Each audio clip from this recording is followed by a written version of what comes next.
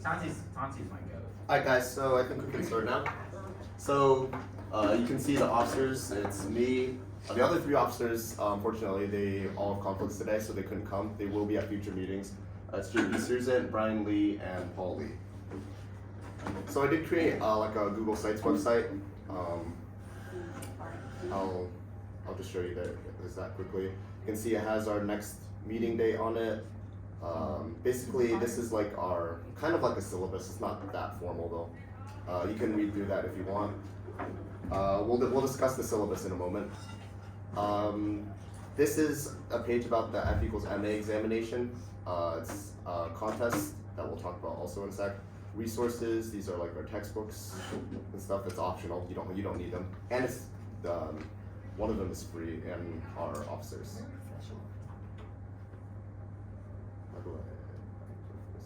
Okay. So we'll talk about the curriculum again. So if you look on the website, it covers kinematics and dynamics, work and energy, impulse and momentum, rotational motion and torque, and oscillations. So it is a flexible curriculum. It's not like this is a class, we'll adjust it as needed. There's no like final exam. So yeah, it is equivalent to like an algebra-based first year college level course. So like there is an equivalent course at Cornell for one semester or something like that. So, and of course you're not expected to remember all of it, but I request that you do try to learn something from this club, take away something. And so why do we choose this curriculum in particular? Well, if you go into AP and IB physics, these are very heavily tested, they're very important. And it's also important for the Regents kids too, because even though the Regents curriculum it's a little less than IB and the AP, it's still very much of what we plan to introduce in this club is also tested on the Regents. Plus it serves for students who haven't taken physics before, it serves as a good introduction to what higher level physics is like without it getting too advanced. So it's a nice balance between advanced and like an introduction.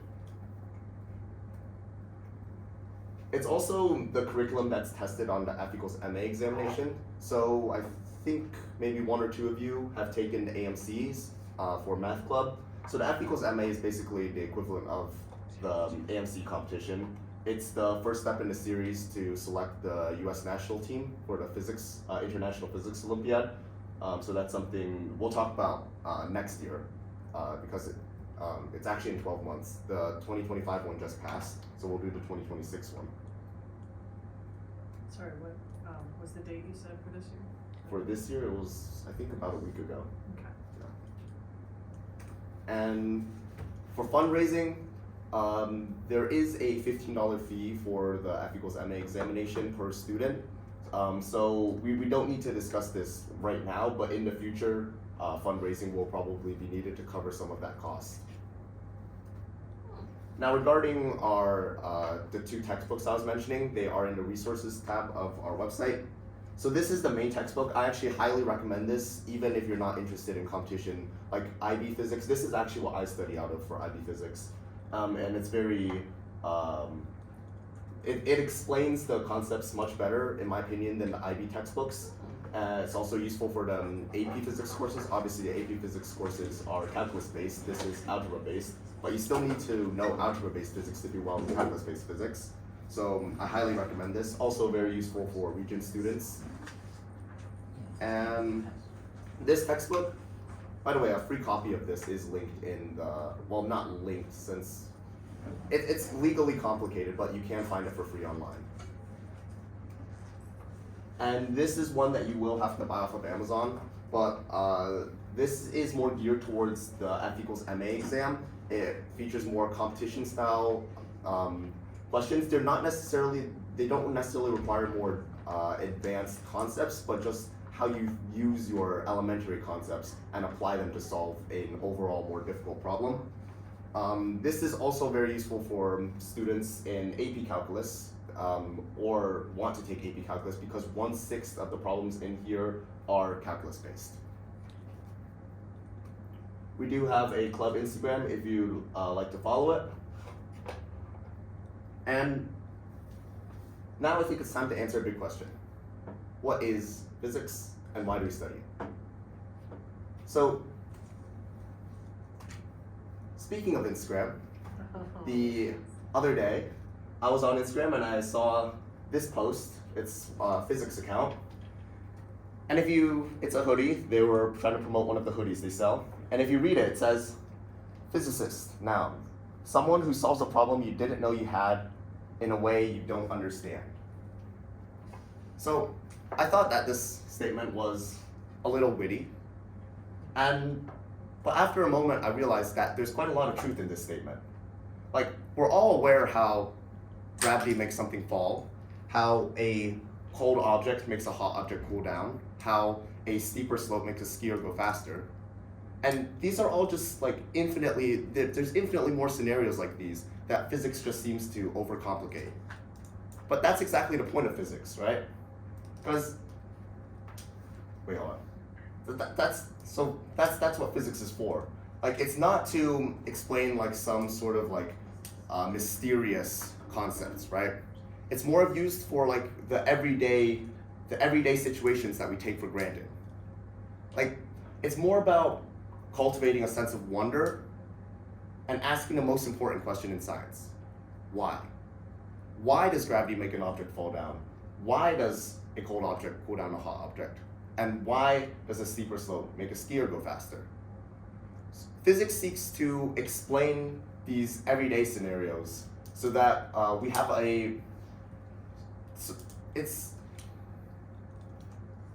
do I say this? Like, it encourages us to look deeper into like unseen forces that govern our everyday lives, right? And through these explanations, it helps us to not only to answer our questions, but also to come up with new questions, to come up with new challenges, and to come up with new possibilities. So, to further answer the question, what is physics? I'd like for you guys to take a look at this chart, see if anyone can figure out what it might mean. Does anyone have any ideas? Yeah. Mathematics is the basis of all three, and then physics is the basis of chemistry, and then chemistry is the basis of biology. Yeah, that's basically it. So, math is like the unifying language of all sciences, right?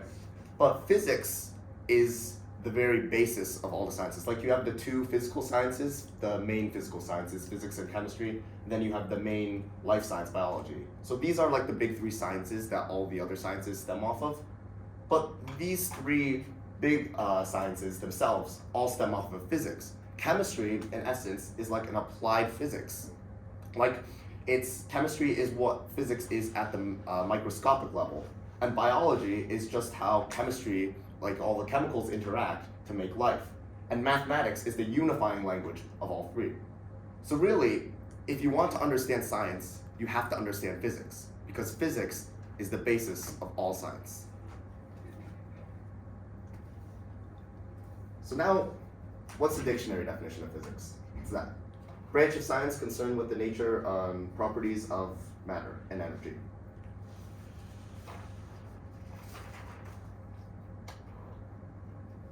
So what we'll talk about today is vectors, kinematics, and projectile motion. This is the basis of something called classical mechanics, which is the branch of physics that Newton initially developed. Mechanics is kind of like, you kind of have an idea based on the name. It's just how objects on a macroscopic scale interact with each other. So we're not talking about like nuclear or anything, because the rules of classical mechanics break down. But for now, we're just talking about like it's everyday physics, like the everyday physics I was talking about earlier. So first, we have some assumptions that you need to, assumptions about you. First, you know basic algebra. You need to know algebra in order to solve basic physics problems. You also need to know unit conversions. And you know common SI prefixes. These are like milli, kilo, nano. As long as you know the common ones, you're good. So now we can proceed. So first thing is a vector. Does anyone know what a vector is? Yes. Is it direction and velocity? Yes. So in math, like in elementary school and middle school, you learn about scalars like 5 or like -7 centimeters, something like that. But a vector is a quantity with a direction, so, and a magnitude. So the magnitude of a vector is like this length, let's say it's 4, and then the direction we would have to specify it with respect to some axis. So let's say that's 30 degrees. Then the vector would be, let's say that's 4 meters, 4 meters in the direction 30 degrees north of east. So notice how I referenced that direction, I called it north of east. So if this were east, then I would tilt it 30 degrees north of east. If I had something like, let's say this, and that were 40 degrees, I could either say 40 degrees west of south, so turning it west from south, or I could say 50 degrees south of west. Both of those indicate the same direction. Geometrically, as you can see, we represent the vector with an arrow. This is called the tail, this is called the tip, it's also called the head. So the direction is from the tail to the head. Now, we can add vectors. But to add a vector, you can't just add their magnitudes together because there's a direction involved. So what do? Well, geometrically speaking, there are 2 ways. They're both equivalent ways if you know the geometry.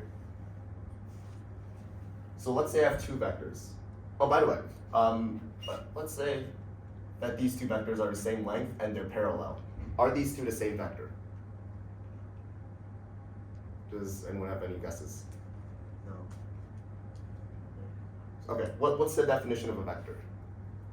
Direction and magnitude? So would you agree that if 2 vectors have the same direction and the same magnitude, then they are the same? Couldn't they be pointing in opposite directions? That's not the same direction though. It means that So do these 2, okay, I didn't draw it right, but like, assuming that they have the same direction and the same magnitude, these 2 are actually the same vector. So what does that mean? You can actually translate any vector to any position in space, and it's still the same vector.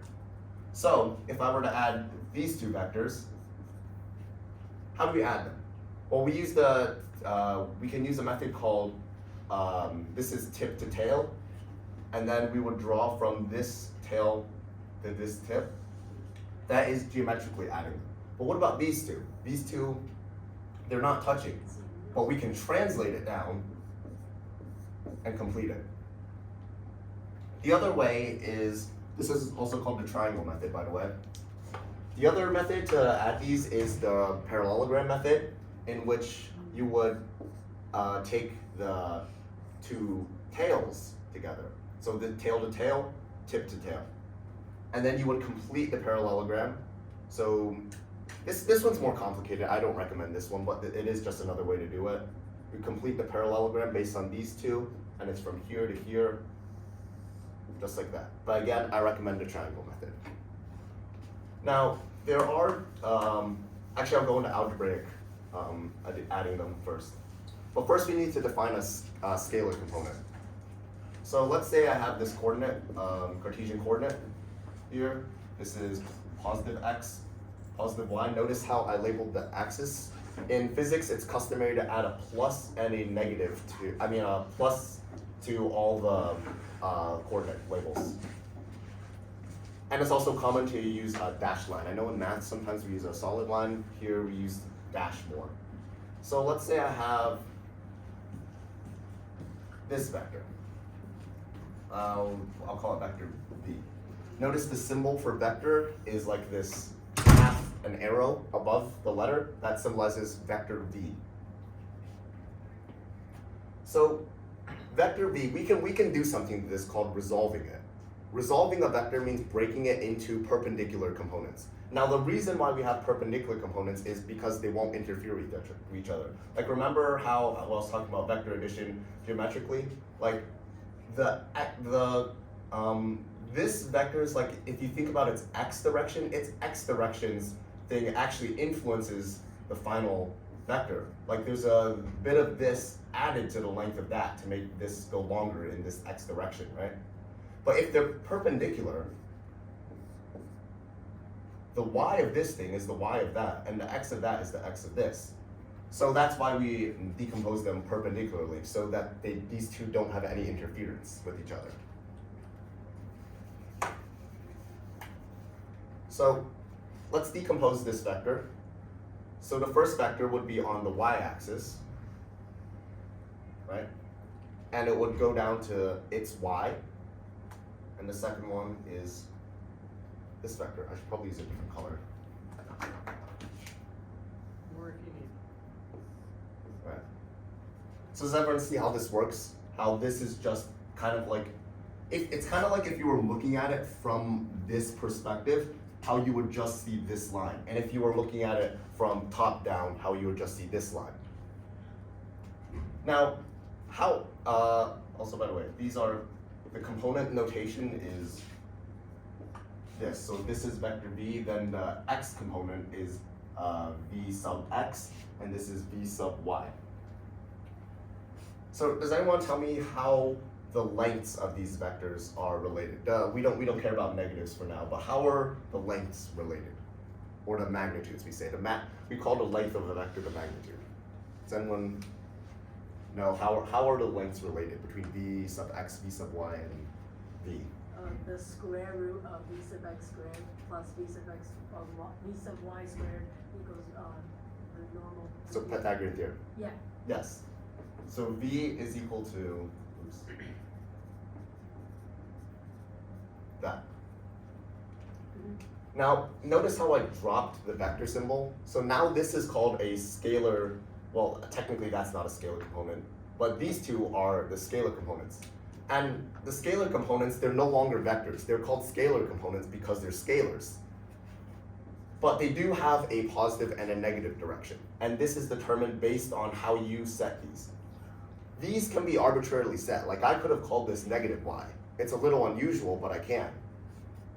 So let's say that the length of this, so I'm not talking about with negatives or anything. I'm talking, let's say the length of that is 4. The length of that is 3. Length or magnitude? Huh? Length or magnitude in this case? The magnitude and length are the same for a vector. Okay. Then this would be 5 from Pythagorean theorem. Hopefully you know some basic Pythagorean triples. So what's v of v sub x? Just scalar component. Just before, because it's the length of this vector, but you need to see if it points in the positive direction or the negative direction. And because it points in a positive direction, there's a positive there. We don't have to write it. Some people choose to write it for clarity. Now, following that same logic, what is v sub y? -3. Yeah, -3, because it's a magnitude or length of 3. In physics, I'll start referring to it as magnitude since that's more professional. So, and it points in the negative y direction, so we add a negative. So, we can calculate the magnitude of v now.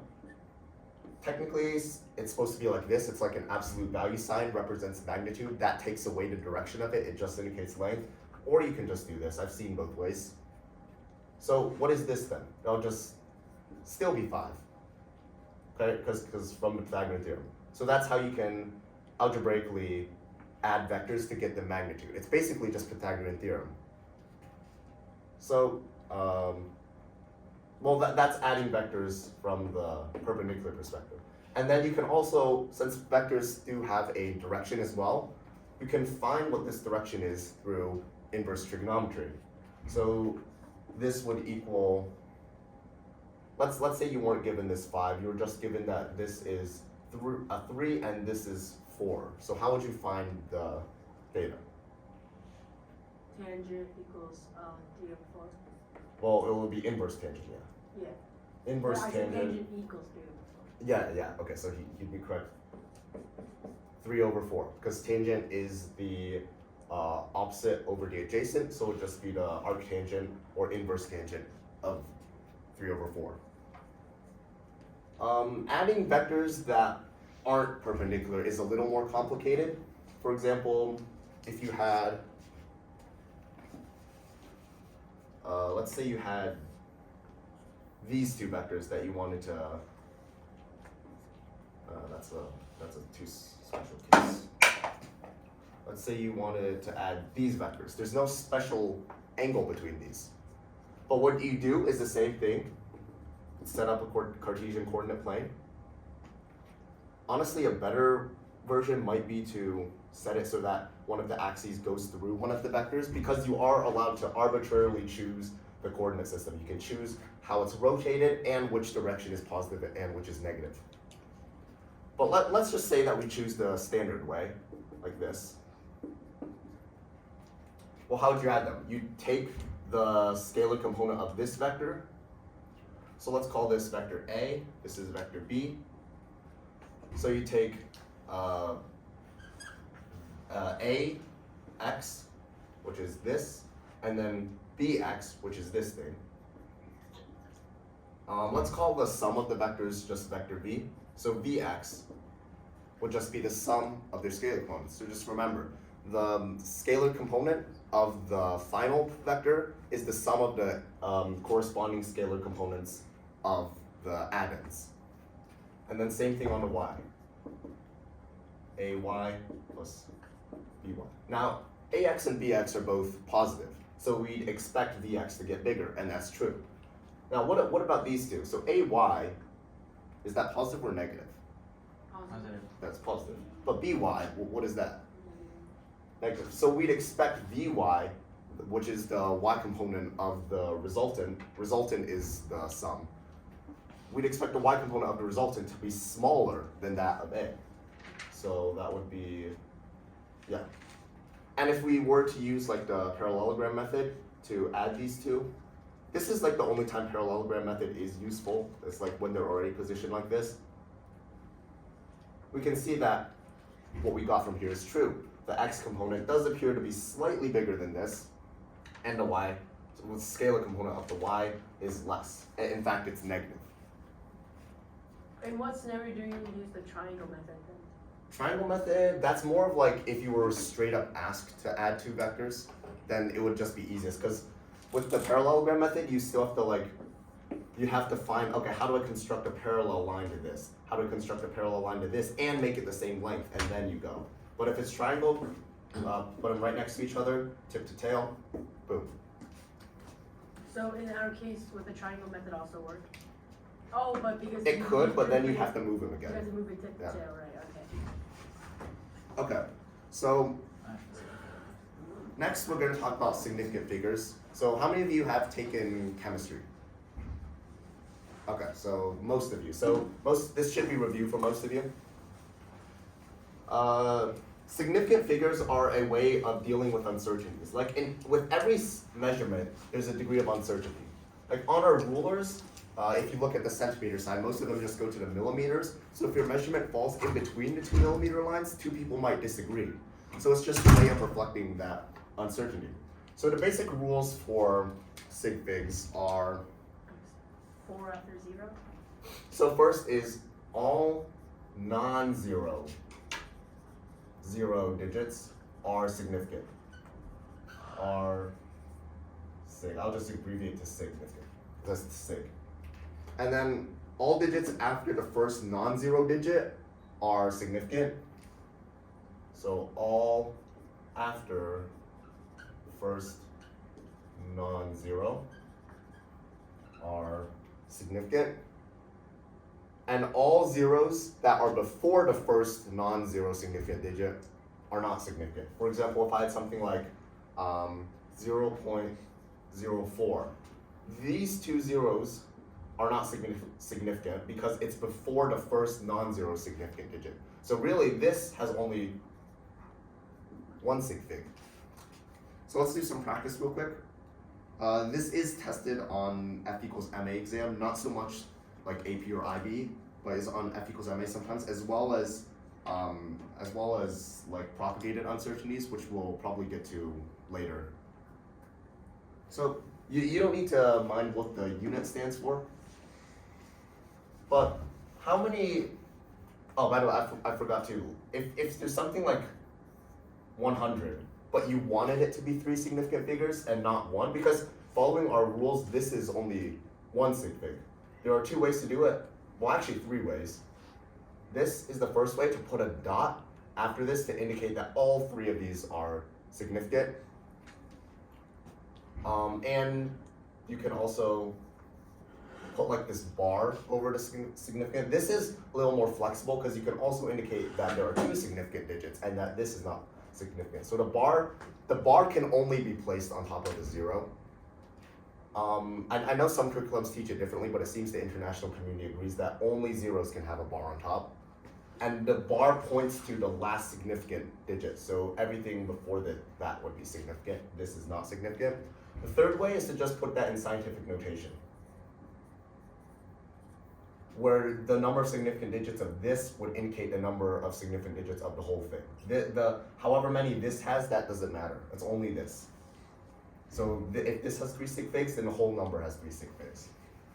So on the board now, how many significant figures does 10-point radians have? Negative 10 point, yes. 2.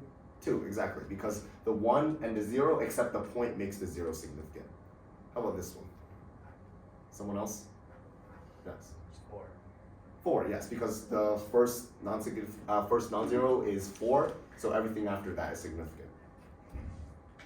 The K, by the way, is Kelvin. That's a temperature unit in SI.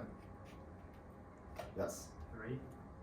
3, yes, because the last 2 zeros are not. But this is kilonewtons. Does the kilo have anything to do with the sig figs?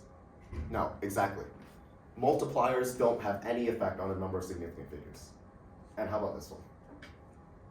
Yes. 3. 3, exactly, because in scientific notation, however many this has is however many the final answer has. So now we can go on to kinematics, and from here on out we will observe significant figures. So the position of something, so we'll start with one-dimensional. One-dimensional just means a line, right? You have a line, and you can arbitrarily set a positive direction. I'll just follow the convention of having this be plus x here, and this side will be negative. You don't have to write the negative x. We also need to define an origin. The origin you can choose arbitrarily. I could put the 0 point here, I could put the 0 point here, 0 point here, anywhere, doesn't matter. Let's put it right in the middle. The origin is symbolized with the letter O or just the number 0. The position, you'd also need a unit. So let's just say that this is 1, 2, 3, -1, -2, -3, and so on. And this, of course, is the origin is at position 0. So let's say you have a point on the number line.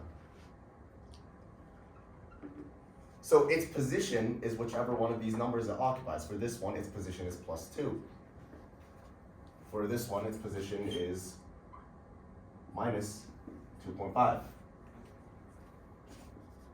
And the position, how we'd indicate that is just the letter this is. So for this point, it would be x equals 2.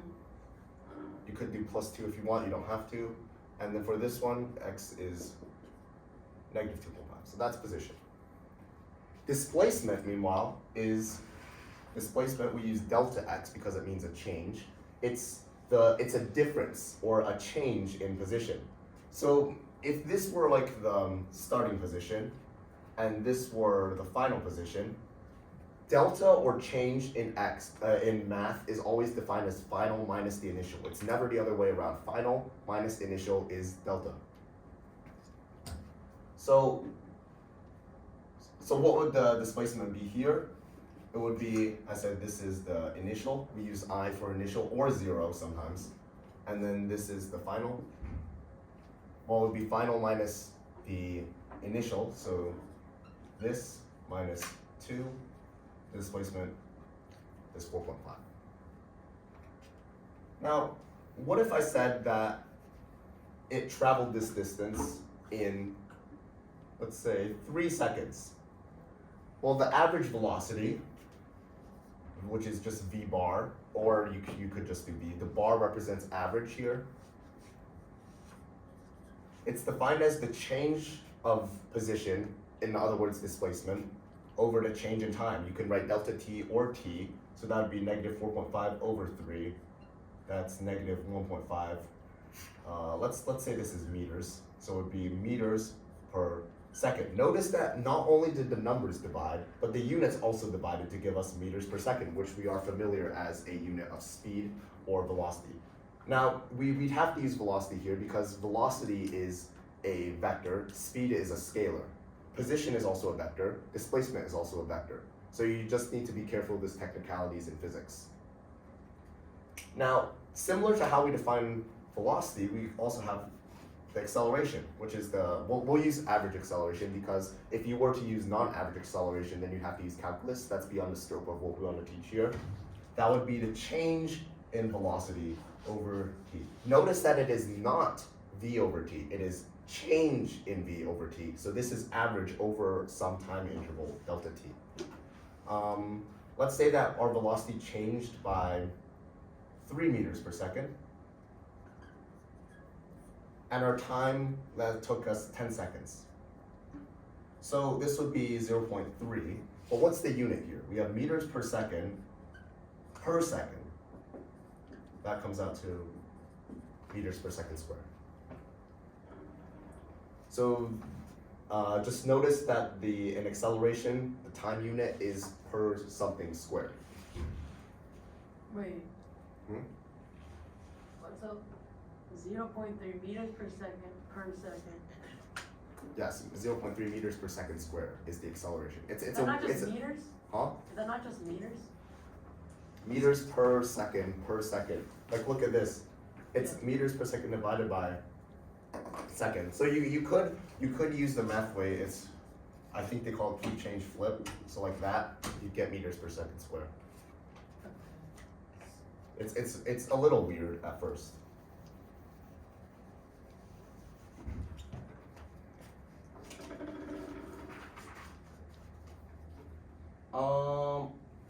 I'll go over this really quickly. So let's say that this on the sometimes we graph like these things like displacement or velocity or acceleration with respect to time. So that would mean times on the x-axis and whatever you're trying to graph is here, which means that like velocity is changing with time or acceleration is changing with time. So in that case, you can explore why this is by yourself, but actually we have 30 minutes, we have time. But suppose this were displacement, this were time. Time is always on the x-axis in these. So we call these like VT graphs or AT graphs, depending on what you're trying to graph. So if this were like a XT graph, does anyone know what the slope of the graph is? The instantaneous slope. This is getting a little into calculus. By instantaneous slope, I'm talking about like the slope of the tangent line. So like the slope of that. Does anyone know what that represents, the slope? It is the velocity. So remember how we introduced delta x, position, and then v is equal to delta x over delta t, and a is equal to delta v over delta t. So I'm gonna do something real quick. So notice that if it's x to t, the slope is v. If it's v to t, the slope is a. And if you look at the formulas, you'll kind of understand why. Because this is kind of similar to the slope formula, isn't it? It's a change in y over a change in x. So that's how you remember. It's not exactly mathematically precise, but that's how you can remember it.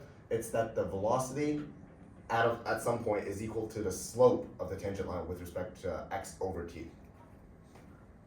So if this were like v and t, then the slope would be acceleration. Now, what about the area under it? So let's say that I went from here to here, and this is a AT. So the area here actually represents change in velocity. Because if you were to like take this one, multiply it over, you get something that looks kind of similar to what might be an area, two things multiplied together. Again, it's not exactly mathematically precise. You need an integral, which is in calculus, to prove this.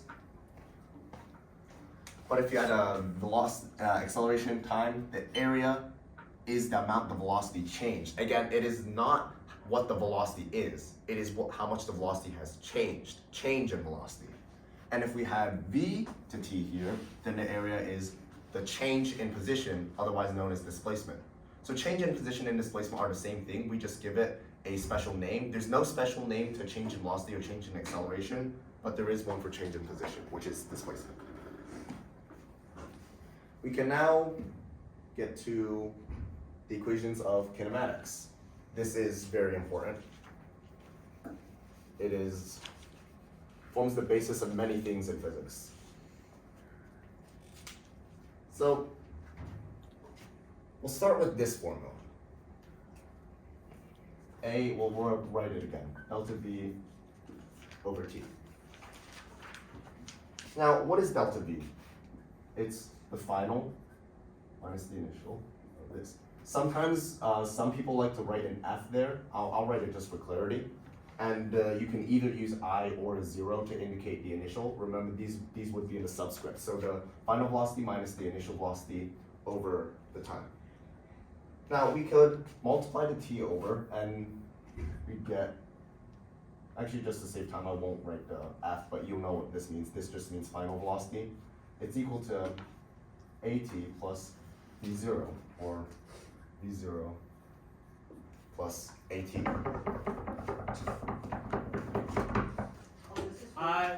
That's all. I have all counties here. Okay. That's Guys, I'm trying to learn physics too. Wait, hold on. So this is Do you take any pictures of them? no, we're recording it. We're literally recording it. Okay, send them. So this is our first equation Send them to me. of kinematics.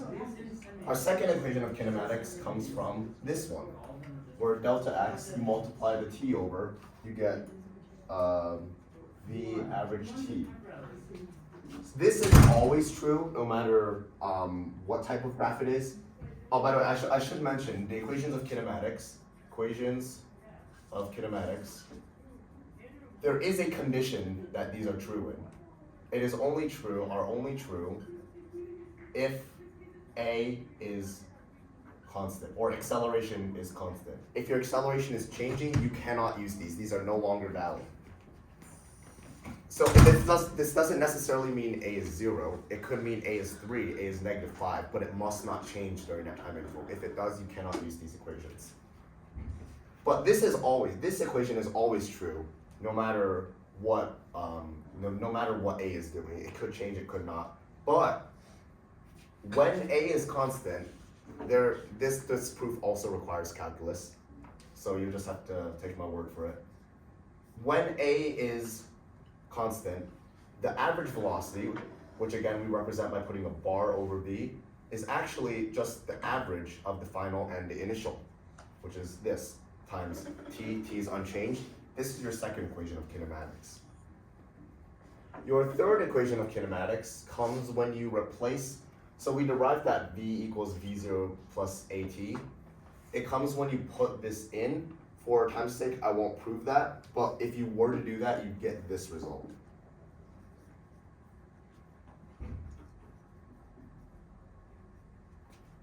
The initial times the time, plus the 1/2 of the acceleration times time squared gives you displacement. That is your third equation of kinematics. The fourth one is even more complicated to prove, but it is extremely useful, is v squared, the final velocity squared, is the initial velocity squared, plus 2 times the acceleration times your displacement. Now, if you're in IB, you do know these same kinematic equations, it's just that the symbols are a little different. Like in IB, S is delta x, U is the initial velocity. It doesn't matter. If you in your notes or something you prefer to use S and U, that's fine. But they do mean the same thing. So if you want to quickly jot this down. So, and they're up there as well. So let's do a quick practice problem. If you have paper, there's scrap paper over there if you want to try it, or we could just do it together if you want. The equations are up there, so if you want to try it, I'll give you a minute.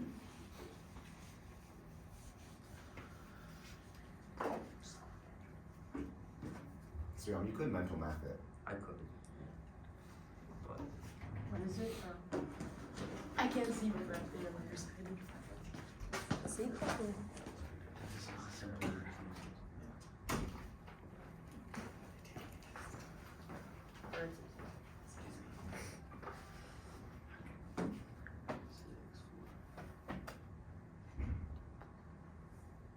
You can assume that it's one-dimensional for now, since we're only talking about one-dimensional. Is V sub zero, is that final or initial for that? V sub 0 is the initial. Initial. Think of 0 as 0 time. Actually, it's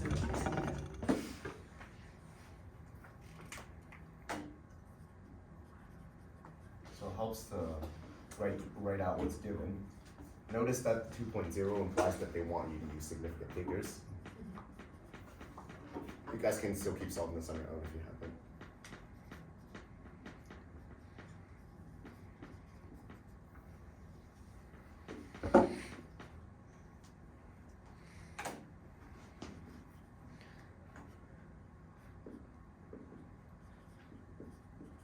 Also be on the lookout for implicit data. Like sometimes they'll say that a particle starts at rest. They won't directly say that its final, that its initial was 0, but at rest just implies it's 0. So you gotta be on the lookout for those as well. So we have A, we have V0, and we have T, and we want delta X. So does anyone have any thoughts on which equation we should use? The first and second one? Is there a way to use just one equation? Oh, yeah. The third one, The third. obviously. Exactly. And why the third one? Because this is our unknown, it has our unknown. Every other variable is given. V0 is given, T is given, A is given. So we could just plug that in and solve. So delta X would be V0 6 times T, that would be 48, plus 1/2 of 2, and then T is 8 squared. So that should 64. be 112. 112, and it's meters. Couldn't we just do the first one and then multiply by 8? First one. That also gets 112. Let's see. So Because then we get the velocity, and then we just get velocity, which is, and then that's meters per second. Then we multiply by 8, which is the seconds, to get meter.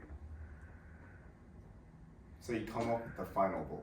So you come up with the final velocity. Yeah, and then multiply by 8. Oh, it's the final velocity? It might be correct, or it might be a coincidence, but that's not a accepted physical practice.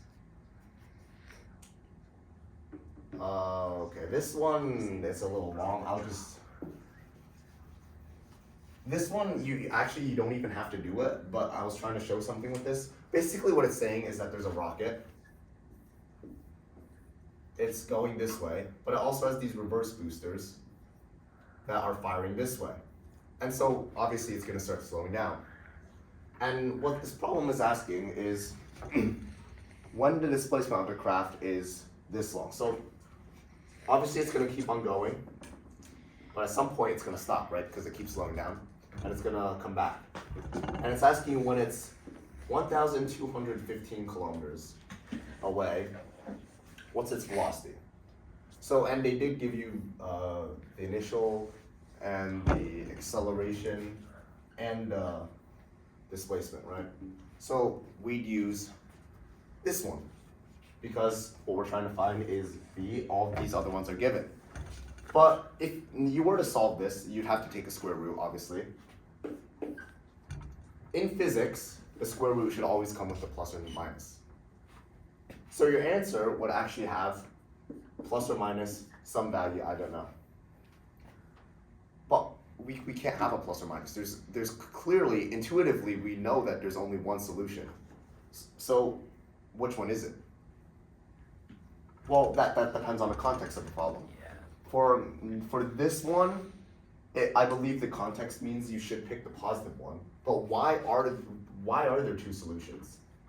In fact, both of them are actually correct. Like, this isn't an extraneous solution. Both of these are legitimate answers, but why? Well, why is there a positive one and a negative one? Because you could go the opposite direction of the point. Right. So that brings me to something called symmetry, which means that if your acceleration is constant and it causes you to go up and then down. So it's like you're throwing an object. If you pass the same plane, your velocity is the same except different directions. Same magnitude, different directions. So if you were just asked about magnitude, they'd be the same. Or in other words, your speed is the same at the same level. Same here, going here is the same speed as going back, if your acceleration remains constant. Now, let's say that so far we've been working on one dimension, which means that the kinematics happens on a line. So if we were to do it in 2 dimensions, so remember how we were talking about resolving vectors and resolving them into the 2 dimensions? That's basically what we're doing. Like, let's see, I think I have an example here. This was our thing about projectile. So, 2 dimensions. So we look at each axis separately. So let's say that there's an object and let's say it's a spacecraft. You know how a spacecraft, they initially launch up vertically and then they go more and more horizontal? So let's say that it's in the middle of its ascent, so that it's accelerating this way. And obviously it would have a velocity, otherwise it wouldn't go up. So how could we, let's see. So we could resolve this acceleration. We could find out what's going on the y-axis and the x-axis, because it's very hard for us to mathematically figure out what's going on if we don't separate them into 1 dimensions. We work best in 1 dimensions. Math just gets way too complicated if it's 2 dimensions. So we resolve our vectors to make them 1 dimension, and then we work with each axis separately and then combine them back. And the secret to combining them back is the Pythagorean theorem. You have to know that for your resolving vectors. So let's say you have your acceleration. Its acceleration is, let's say, 5 kilometers per second. Actually, that might be way too big. But 5 kilometers per second squared. And let's say you want to find out how high it would go. Well, how high? It doesn't matter how far this way you go. All that matters is how far up you go. So you want to resolve it to find the acceleration on the y. So how would you do that? You'd use trigonometry. You're allowed a calculator for these things, so you'd probably just use your calculator. And remember, we can translate vectors. It doesn't change anything, so we can maybe put this over here. Now we have a right triangle. So we have the opposite and the hypotenuse. What do we use? Which trigonometry function is this? Opposite and hypotenuse. Sine. Sine, exactly. So you'd be given this angle. So let's say it's 40 degrees. No, I can't. So sine of 40 then, by definition, it is opposite over the hypotenuse. The opposite is the y component of acceleration. The hypotenuse is the acceleration itself. Then you multiply over, get that. So then you can find the acceleration on the y component. And after you find the acceleration on the y component, you can do it. So like if it told you that it went up by 2 kilometers on y, well then delta y is 2. And let's say it also gave you the initial velocity to be going this way, then you just decompose it again, resolve it again, and you get what Vy is. And then after that, you could use your kinematics equations to solve for whatever on the y, and you could do the same thing on the x, and then if you had to, you could recombine them. This is more in the textbook. I know we're going really fast, but this is in IB textbooks as well as the textbook that we have on our website. So an application of kinematics is projectile motion. So a projectile in physics is basically anything that's in free fall, and free fall means that gravity is the only force acting on it. So in algebra-based physics, we disregard things like air resistance. We don't care about that. So if I were to like just throw this up, then we'd assume the only force acting on it is gravity. That's how it worked for F equals MA, the F equals MA exam, the AP. Actually, no, I think AP does do it, but IB, Regents, whatever, they don't care about air resistance. So basically, we'd use the equations of kinematics for projectile motion. The thing is that the acceleration on x is assumed to be 0 meters per second squared. The reason for this is Newton's second law, where it says, we'll get into this next week, but since we assume that gravity is the only force, gravity, it always acts on the y-axis. There's no component of gravity on the x-axis, right? It's just up and down. And if there's no force on it, one of the axes, then there's no acceleration on the axes. That's basically what Newton's second law says. So the acceleration on x is 0. So what does that imply? That means that the change in velocity isn't 0. So if I were to throw this to down, then I would. What kind of throw is that? Anyway, throughout that whole path, if you were to look down on it with a bird's eye view, it would look like that the speed of the marker didn't change. What did change was how high it was. It went up and then went down, and that's because there's an acceleration on the y. Remember, acceleration causes changes in velocity. Velocity causes changes in position. But because there was no acceleration on x, it actually went to him at the same speed if we were looking at a bird's eye view. Now on the y, let's call up the positive direction.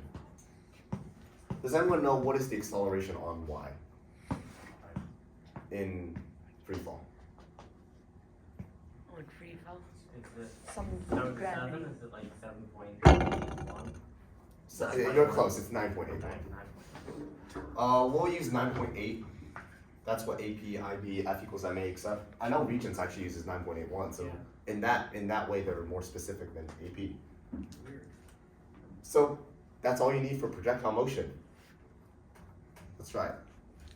So ball's tossed up with initial speed of 7 meters per second. How high will it reach? So just remember, projectile motion, like anytime it says something is thrown or a cannon is launched or something, a basketball is shot, it's really just an application of the 4 equations of kinematics right there, with remembering that AY is negative 9.8.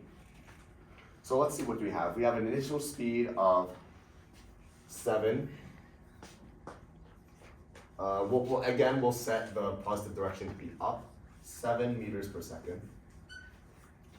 It's asking us for delta y, which is the height change, and we also know AY. Well, actually, explicitly, we were only given this, but what's the implicit data? Implicitly, we know that it's in free fall, so we know that it's negative 9.8 meters per second squared. What else do we know implicitly? Time? Are you sure? Like, if I were to do this, you don't implicitly know time, like it's different with each throw. What is the same about every throw I do? Does anyone have any other ideas? Is it like a parabola? Is that what you're saying? It is, but that's not what I'm coming. Yes. So one more then guess. usually it stops going up and comes back down. Okay, yeah, okay, you're on the right track. So like But eventually. what about that? Like just pay attention to this marker when it's at the very top. It's velocity 0. Its velocity is 0. So the final velocity is 0 on the y. So which equation of kinematics would we use here?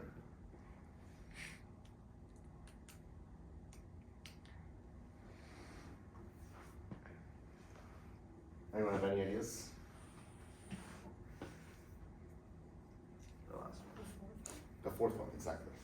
Because we know this is known, this is known, this is known, except we'd use y here instead of x because we're on the y-axis. We don't have time. Yeah. So v0 is this, and v squared would be 0. So we'd have, let's see. 0 equals 4 squared. Yeah, so let's say I were going to. Okay, so you could plug these in. I won't do that, but just plug them in. You can solve that. You guys know how to solve that. This also leads me.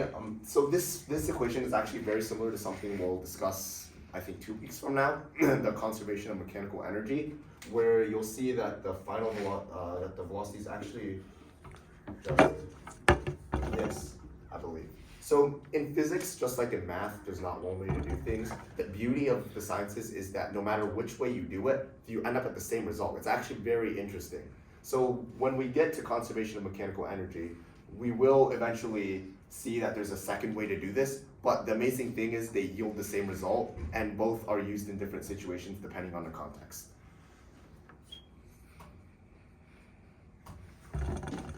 This you can do if you really want to. I won't get into that. The last thing we'll go into very quick. It's honestly like it's kind of common sense because we've seen it every day. Like imagine you're driving on the road and you're on the highway, right? There's two sides of the road. You're going this way, there's a car coming at you. So let's say you're both going 60 miles an hour. So you're going 60 miles per hour on the right lane. Someone else is going 60 miles per hour on the left lane. So to you, as this driver, how fast does this guy seem to be going? 120. 120. Exactly. That's relative velocity. You guys already know relative velocity. And if I had like a boat on a river, this is another common example, a boat on a river. To the person on the river, since they're moving with the water, even if the water has a current, since they're being carried with the current, they, with respect to the water, think they're going straight forward. That's what it looks like with respect to the water. But there's also a current like this. But again, the person on the boat, in their perspective, in their frame of reference, they are going forward. But to a person on the shore, what direction is this person going? Northeast. Yeah, northeast. Specifically, it's actually the vector addition of this. The reason for that is in the Cotnell and Johnson textbook. There's a more in-depth explanation, but honestly, this is all you need to know. Like, you guys already are familiar with relative velocity. And I did mention frames of reference, like the frame of reference of the boat or the frame of reference of the person on the shore.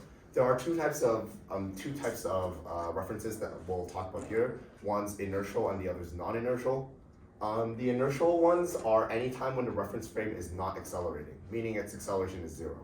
The non-inertial ones are when they are accelerating. So when we get to Newton's laws, I think one of them actually still holds up no matter what your reference frame is. But in general, if you use Newton's laws, it must be with respect to an inertial or non-accelerating reference frame, and we'll get to that next week.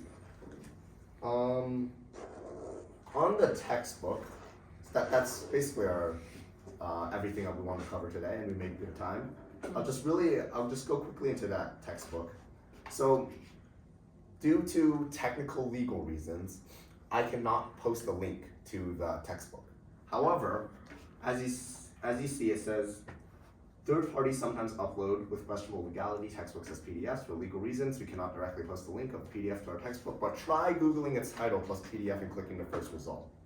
So if I were to just select this, or actually I'll just type it in, Cotnell and Johnson Physics, 10th edition PDF. You get this. It does take a while to load. If it doesn't load, I'll just tell you what I'm trying to show you. But today we basically covered chapters 1, 2, and 3. We also managed to cover what the Regents kids covered in 4 months, by the way. That's very true. But we did cover chapters 1, 2, and some of 3 in this textbook. If you guys really want to, because remember, we are preparing you not just for school exams, but also for F=MA exam, which is a prestigious competition. I recommend that everyone try it. There's no losses to you. Like, just try it. It's like the AMCs, about that level of prestige. Okay, so you can see it's definitely not loading. The loading bar is still all the way over here.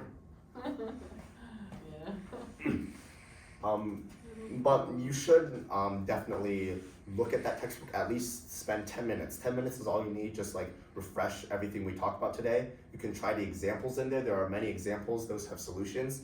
And then if you flip to the back, you'll see that there's, well, at the end of each chapter, there's check your understandings. They call them CYUs. Those are less calculation heavy, more to check your concepts. And then at the back, there's focus on concepts, which is basically like a CYU. And then there's the problems. The problems are more calculation intensive. Of course, you do need the concepts, but they're focused more on the calculations. There's ones that are just regular. Then you'll see some with 1 stars. The 1 stars are like challenges. Those might be like harder, like IB problems, maybe some AP problems. Then the double stars are, some of them are just require like a shift of perspective. if you know what I mean. Some of them are like genuinely like hard, but try an assortment of those problems, see what you think. If you have any questions, just reach out to me or JP, who's the assistant instructor. His contact information is on the website. And that's basically it for this week. Next week we'll talk about dynamics, and if we have time, gravitation. Dynamics is Newton's 3 laws, but this area is also considered one of the hardest conceptually to understand, but once you get it, everything else is easy. So that's what we talk about next week. Alright. Thank you guys.